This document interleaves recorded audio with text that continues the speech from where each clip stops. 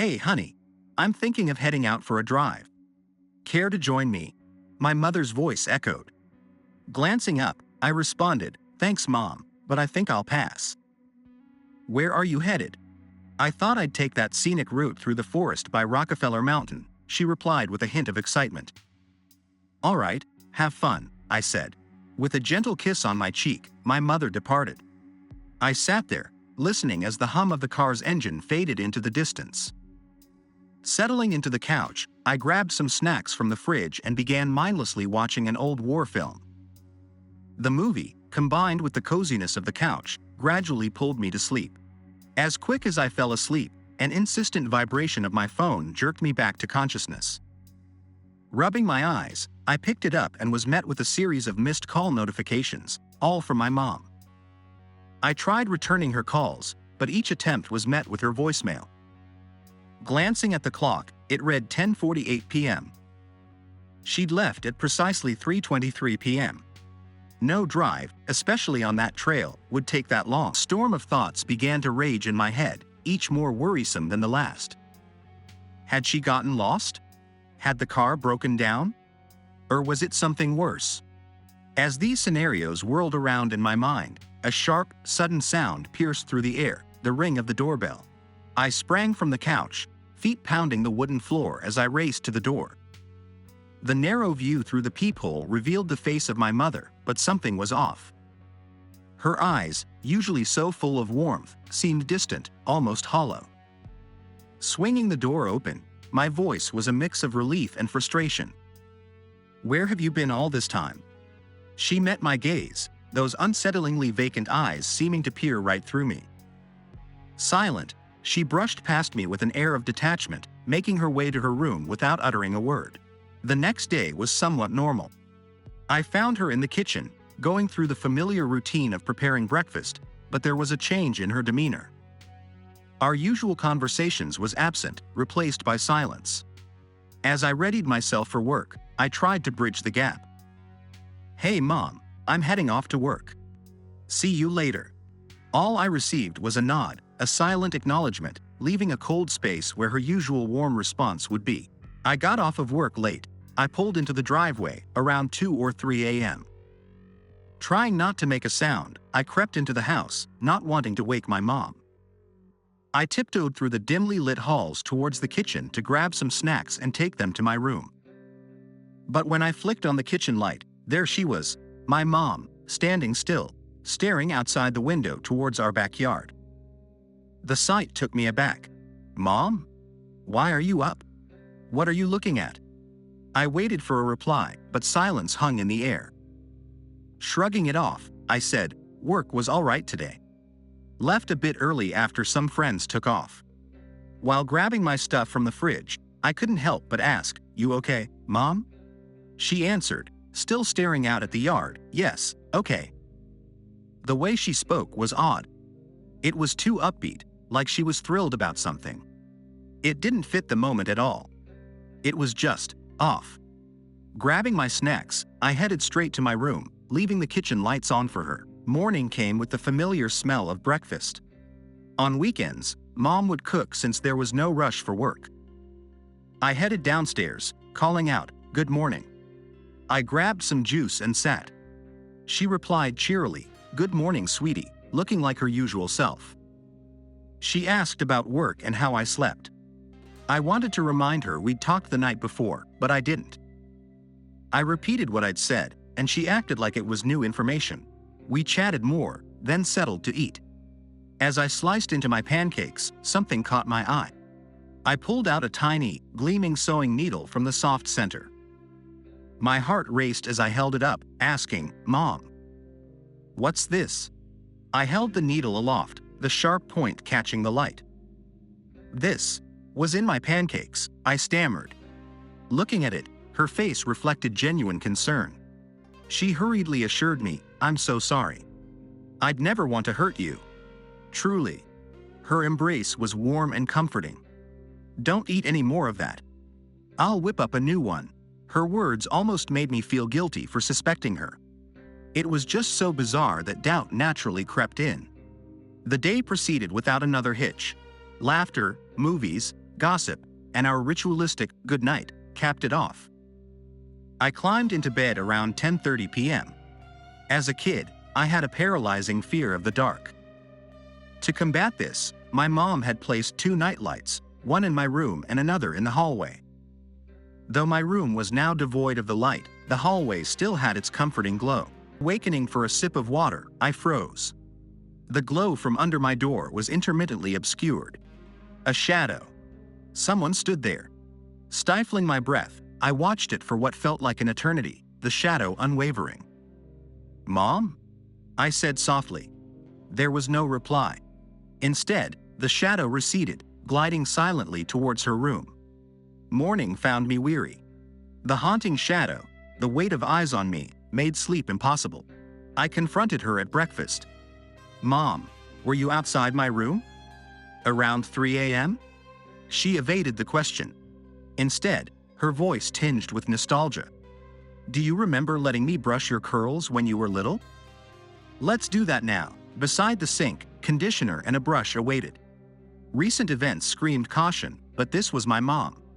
I relented, sinking into the familiarity of her touch. As she worked on my tangles, time melted away. Our conversation continued as she rinsed my hair. But as I was talking, I suddenly felt a hard grip tighten in my hair. Without warning, my head was forced into the water filling the sink. Panic overtook me. I was being drowned. It's surprising how weak you feel in a situation like this, with your mind racing and someone using their entire weight to hold you down by the back of your head. My arms flailed, at times trying to push myself up using the edges of the kitchen counter. After what felt like an eternity, the grip released. Gasping and coughing, I pulled my head out of the water and spun around to confront my mother. "What the fuck are you doing?" I yell while trying to make sense of what just happened. That was the first time I actually cussed at my mom, but I mean, what the actual hell? She started laughing, pointing at me with one hand while the other kept slapping her knee. "I got you. You should have seen your face." Staring in shock, my displeasure was clear enough that her laughter faded, replaced by a look of concern. "Come on, don't be upset. It was just a joke." She stepped closer, arms open for a hug. I quickly sidestepped, keeping distance between us, a wary expression evident on my face. I was genuinely afraid. That wasn't the kind of joke my mother would make. She'd never take a prank to such extremes, certainly not one that could hurt me. It was at this moment I realized something was terribly off about her. In fact, I began to doubt if she was really my mother at all. From then on, I became distant. Our conversations were minimal, only out of necessity. I began to avoid meals, spending more time locked in my room. Those eerie nights when she'd stand outside my door persisted. It was like clockwork, always around the same hour. And every night, after a while, the shadow would recede. I grew more anxious, opting to leave the house frequently, taking refuge at friends' places just to avoid being home with her. She stopped going to work altogether. During the day, she'd be in the backyard, engaged in strange activities, digging random holes, thrusting a trowel into the ground, or just standing there, seemingly talking to herself, though I could never make out the words. However, last night's event is one that will forever be etched in my memory. Before drifting to sleep, I recall praying for an uninterrupted night's rest.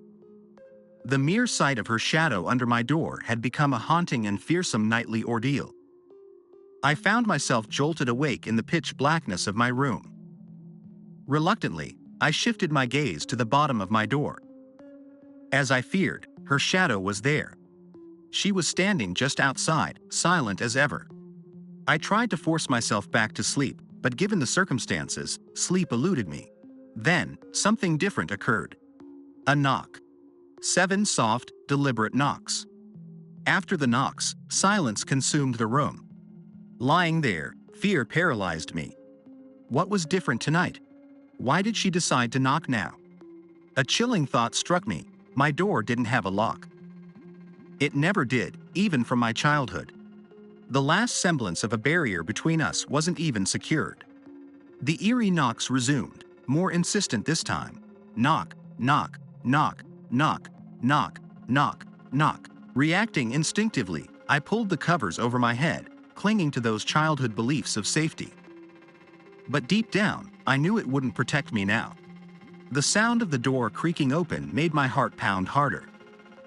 I braced myself, waiting for the sound of footsteps, but there were none. Had she retreated? Or was she just standing there, watching? Minutes dragged on in terrifying silence. Then, suddenly, there was a rapid, scuttling noise. It sounded impossibly fast, moving from the floor to the walls, to the ceiling. The entire room echoed with it. Blind terror overcame me, thoughts racing uncontrollably. Is she crawling on all fours?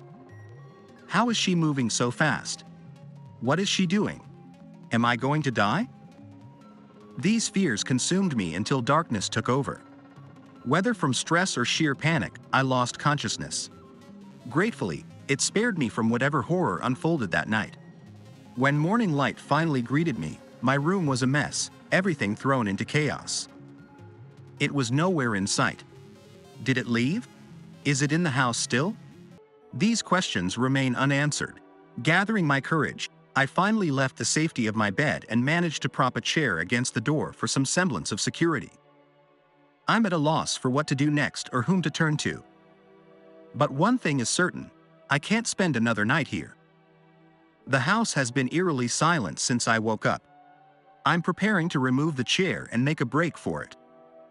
So far, there's been no sound outside my door, which I hope means the coast is clear. From an early age, I was what some folks might label a delinquent, a troublemaker.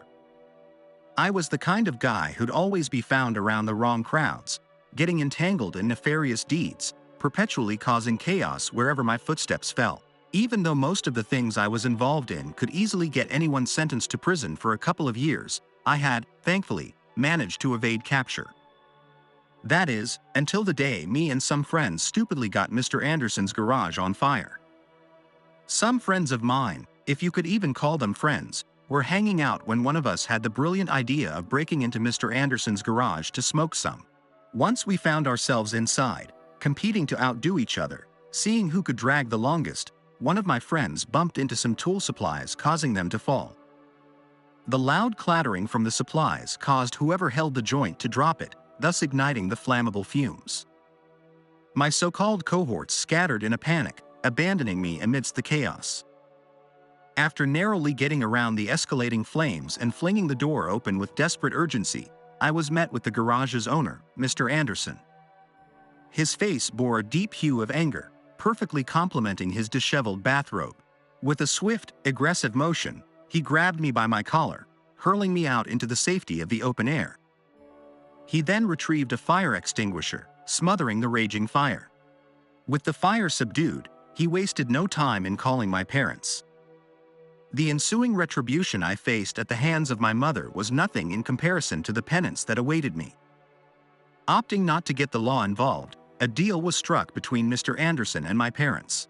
To make amends, I'd have to get a summer job, ensuring every cent went to mending the damage to his property.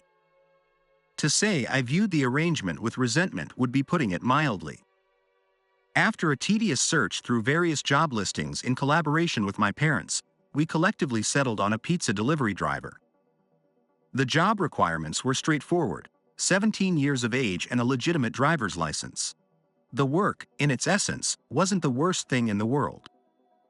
Often, I'd sit around awaiting orders, then go out on deliveries. The pay wasn't all that good though, but the added perk of being able to keep tips was a bonus. Except, nearly every tip I got found its way to the garage repair fund.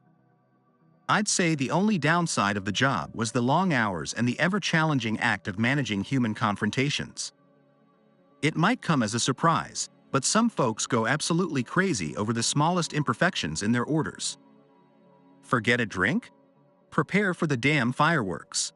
I've faced enraged shouts, had doors violently closed in my face, and even encountered those audacious enough to refuse payment yet demand their meal.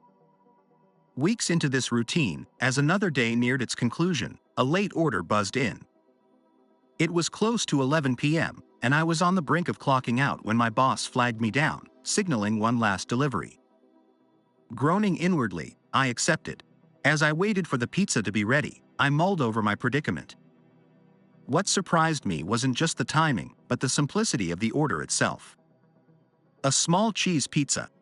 It might strike you as odd, but had I been the one ordering at the brink of closing, I'd have opted for a full-blown feast, sides, drink, and all. But I digress. I finally headed out. I input the delivery address into my phone's GPS and was nearly compelled to fling the pizza out of my car. The destination was far, way out on the town's outskirts. This had better come with a big tip, I mused. The journey itself was uneventful. The streets, bathed in the glow of the moon, grew more desolate as I distanced myself from the town. Arriving at my destination, a peculiar unease enveloped me. The house, though covered in darkness, seemed typical. Yet, the same dread that gripped me when confronting Mr. Anderson in the blaze of his garage suddenly resurfaced. Readying myself, I walked towards the front door. Just as my knuckles prepared to announce my presence, my eyes landed on a note adhered to the door. They're asleep. Enter. Money's inside. I entertained the thought of just pitching the pizza at the door, but I instead cautiously turned the doorknob. The cracks as I opened the door were loud. It felt as if my every attempt at being quiet only made me louder. Stepping within, what immediately struck me was the home's emptiness. The expansive living room played host to just a lone table with no chairs. Approaching the table, another note came into view, right next to the payment for the order. The scribbled, "Thank you," did little to help my escalating irritation, especially when I realized they were shortchanging me, and, adding insult to injury, no tip. Visions of setting the house on fire briefly danced in my mind, but swallowing my wrath, I bellowed into the house. Dismissing the prior instructions, "Hello? Delivery here," I said loudly. Silence. In a last-ditch effort, I knocked on the front door from within. That's when an unsettling sound reached my ears, a faint, muffled whimper, echoing from the depths of a distant corridor. My mind was torn between the drive to collect my rightful money and the urge to leave. With renewed determination, I blitzed down the hallway, throwing doors open in a fury. But with each vacant room, my motivation for monetary justice was replaced by an overwhelming urge to leave. 2 barren bedrooms and an empty bathroom later, I exclaimed with frustration, "Fine. Keep your fucking pizza." Yet, as I was about to leave, a whimper caught my ear, coming from a door to my left. Hesitantly, I opened it, revealing a staircase descending into darkness, a basement. With a more concerned tone, I called out, "Hello? Your pizza's here." A woman's voice whimpered back, only saying 2 words that sent chills down my spine, "Help me." Without hesitation, I dialed the police, explaining my bizarre situation, that I haven't received the money for the pizzas and that I heard someone calling for help from inside the house. They told me to wait outside and that they would send a car right away. Sure, I've earned my reputation as a troublemaker, even an arsonist on occasion, but I couldn't simply turn a deaf ear to a desperate plea for help. I hesitated at the top of the staircase, its creaking wood threatening to crumble beneath me. Gathering my nerve and illuminating the path with my phone's flashlight, I walked down into the darkness. The basement floor was slick, smeared with a substance, perhaps a result of pipes dripping from above. As my phone's light swept the room, it landed on her, a woman, bound to a metal pillar, her body marked with bruises. Instinctively, I approached and freed her, all the while whispering words of reassurance. Assisting her up the stairs, we were met with an intense beam of light and authoritative voices commanding us to stop, causing me to nearly lose my grip on her. The police had arrived. I explained to them what happened, and they led both of us to safety.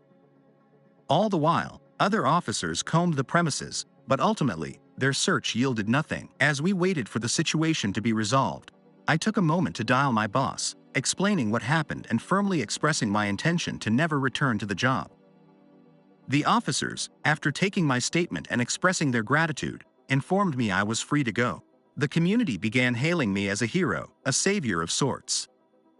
Even Mr. Anderson, granting me a reprieve on the money owed after hearing of what I'd done. I didn't feel like a hero, it was luck. A follow-up from the police a few days later intensified this feeling. They disclosed that the girl was also a delivery driver, who had been reported missing just 2 days prior. She recounted her experience, explaining her abduction during a routine delivery. The chilling detail was her admission of never seeing her captor's face or hearing their voice. The weight of this revelation settled heavily within me, recognizing that our fates could have easily been switched. Her very survival might have hinged on my entry into that house. I grappled with endless questions. Why wasn't it me bound in the basement? Why was she seemingly left for me to discover? Who was behind the order? The mysteries deepened when, just yesterday, I stumbled upon a note at my doorstep reading, "Thanks for the pizza." And now that I think about it, when I was being ushered out of the house by the police that night, I don't remember seeing the pizza that I left on the table in the living room.